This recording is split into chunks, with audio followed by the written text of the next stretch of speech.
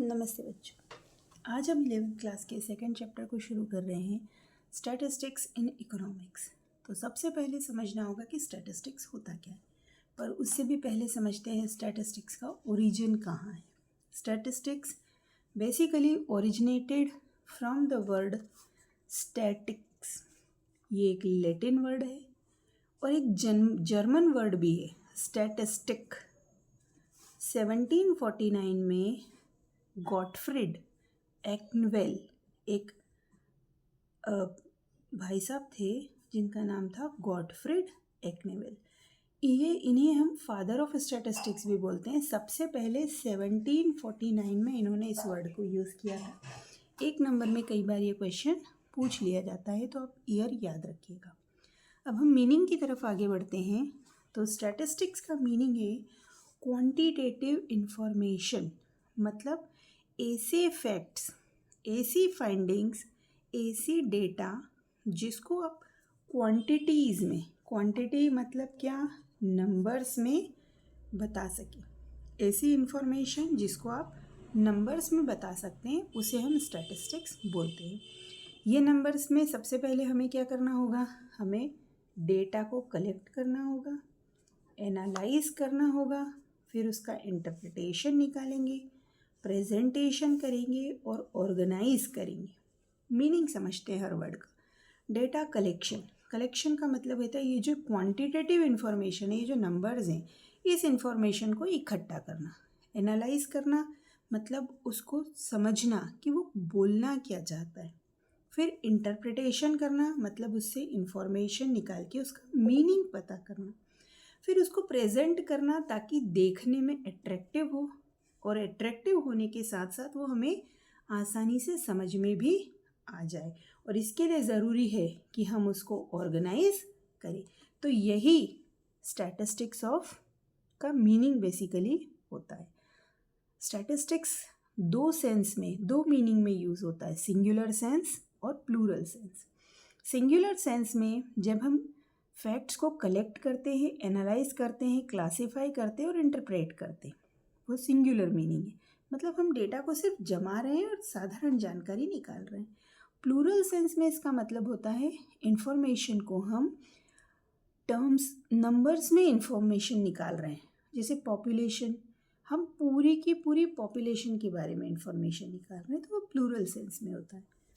Statistics की characteristics basically, अब ये तो हमको पता है कि statistics mainly related to data, और डेटा किस में होता है, नंबर्स के फॉर्म में होता है।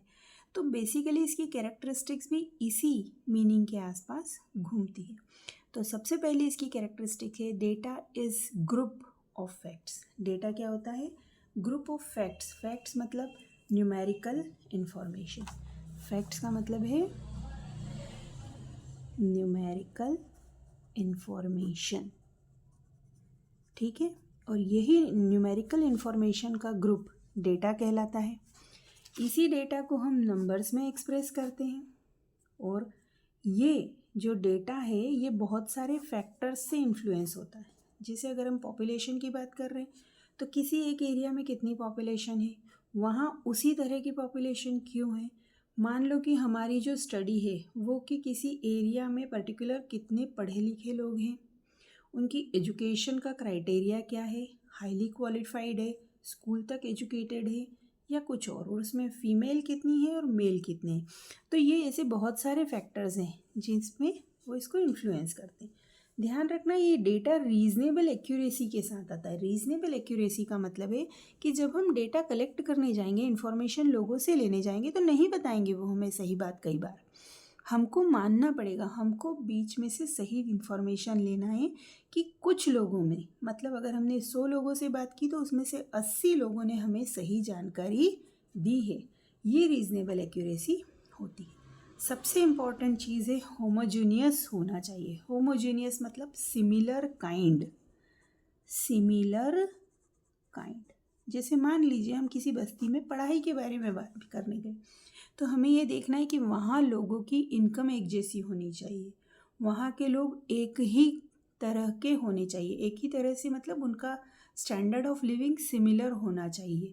हम ऐसा नहीं कर सकते कि 10 लोग हमने हाई सोसाइटी के ले लिए, फिर 10 हमने बिल्कुल लोअर सोसाइटी के ले लिए, तो पढ़ाई का रीज़नेबल डिफरेंस आ जाएगा, क्योंकि हर एक बच्चा अलग अलग तरीके के अफोर्डेबिलिटी के हिसाब से स्कूल में जाते हैं। तो डेटा सिमिलर काइंड वाली जगह से लेना चाहिए, तभी हम डेटा को कंपेयर कर पाएंगे। कंपेरेबिलिटी दूसरा एस्पेक्ट क्यों है? अगर आप कॉन्वेंट वाले बच्चे से बात करेंगे और गवर्नमेंट स्कूल के बच्चे से बात करेंगे, दोनों का लेवल ऑफ एजुकेशन डिफरेंट है, दोनों का मीडियम अलग अलग है, तो कंपेयर करना डेटा थोड़ा मुश्किल होता है। तो आपको डेटा ऐसा लेना है जो एक जैसा हो, तभी हम उसको कंपेयर कर पाएंगे, नहीं तो नहीं कर पाएंगे। And this is the major characteristic of the data. ध्यान रखना, जब भी हम स्टडी करेंगे तो हमारे प्री डिटरमाइंड ऑब्जेक्टिव्स होना चाहिए। स्टैटिस्टिक्स के लिए जब हम स्टडी करते हैं, डेटा कलेक्ट करते हैं, तो हमें पता होना चाहिए कि हम किस काम के लिए डेटा कलेक्ट कर रहे हैं, हमारा ऑब्जेक्टिव क्या है। क्या हम बीमार बच्चों के बारे में इंफॉर्मेशन कर ले रहे हैं? एग्जाम्पल है, बीमार बच्चों की इंफॉर्मेशन ले रहे हैं किसी एरिया के, तो हमें पता होना चाहिए कि हम किस तरह की बीमारी वाले बच्चे ले रहे हैं। अगर हम एजुकेशन की बात कर रहे हैं तो हमको ये पता होना चाहिए कि हम किस तरह की एजुकेशन के लिए डेटा इकट्ठा कर रहे हैं, ठीक है। और इस डेटा को सिस्टमेटिकली ऑर्गेनाइज्ड होना चाहिए कि जब वो डेटा कलेक्ट हो तो उससे हम इंटरप्रिटेशन निकालें, तो उसको ऑर्गेनाइज करें, उसको सही तरीके से हम टेबल में या किसी मैनर में जमाएं ताकि समझने में आसानी हो। हमारा जो दूसरा है ऑब्जेक्टिव ऑफ स्टैटिस्टिक्स, ये हमारा सेकंड पॉइंट है आज का। ऑब्जेक्टिव ऑफ स्टैटिस्टिक्स, ऑब्जेक्टिव मतलब हम स्टैटिस्टिक्स की पढ़ाई क्यों कर रहे हैं, हम क्यों किसी स्टैटिस्टिकल टूल को किसी स्टडी पे लगाते हैं, ये कारण हमको बताते हैं हमारे ऑब्जेक्टिव्स। तो पहला रीज़न है to know the reason for change, है ना, कि अगर मान लीजिए किसी एरिया में पिछले 10 सालों में एजुकेटेड लोगों की संख्या में इंक्रीमेंट हुआ, वो बढ़ गई, तो क्या कारण थे उन चेंजेस की, वो रीज़न, वो कारण हमको पता चलता है। मान लीजिए जैसे अभी कोरोना के बाद से लोगों में इनकम कैपेसिटी उनकी कम हुई है, तो उसका क्या कारण है और उसका क्या इम्पैक्ट आया है लोगों पे, तो ये फैक्ट्स एंड फिगर्स हमको पता करना है, तो हम क्या करते हैं, स्टैटिस्टिक्स पढ़ते हैं। उसके बाद फिर फ्यूचर प्लानिंग गवर्नमेंट क्या करती है, जैसे मैंने अभी बोला एग्जांपल में कि बच्चों की एजुकेशन में क्या चेंजेस आए हैं, उस हिसाब से बच्चों की एजुकेशन में कोरोना के बाद अगर कमी आई है तो गवर्नमेंट नए प्लान्स, नई स्टडीज़ लेकर आई है। जैसे अभी कोरोना के बाद लोगों को समझ में आया कि सिर्फ स्कूल एजुकेशन से काम नहीं चलेगा, तो आप लोगों के लिए वोकेशनल कोर्स अभी स्कूल में शुरू हुआ है। ये वोकेशनल कोर्स क्योंकि आप स्कूल के बाद ही कुछ जॉब पा सको। और ये कैसे पता चला, क्योंकि गवर्नमेंट ने स्टडी की होगी कि what are the reason behind unemployment of the peoples. Unemployment के कारण जब पता चले तो पता चला स्कूल में एजुकेशन में लैकिंग है, उनको वोकेशनल ट्रेनिंग की ज़रूरत है, उनको ऐसी ट्रेनिंग अभी से मिल जाए कि जल्दी से जॉब उनको मिल जाए एजुकेशन ख़त्म होने के लिए। तो फ्यूचर प्लानिंग के लिए बहुत ज़रूरी है स्टैटिस्टिक्स। और तीसरा कंपैरेटिव स्टडी, हमारे यहाँ किस स्टेट में बच्चे कैसे हैं ये पता तभी चलता है जब डेटा हमारे पास होगा और हम उसको आसानी से पढ़ पाएंगे। Thank you.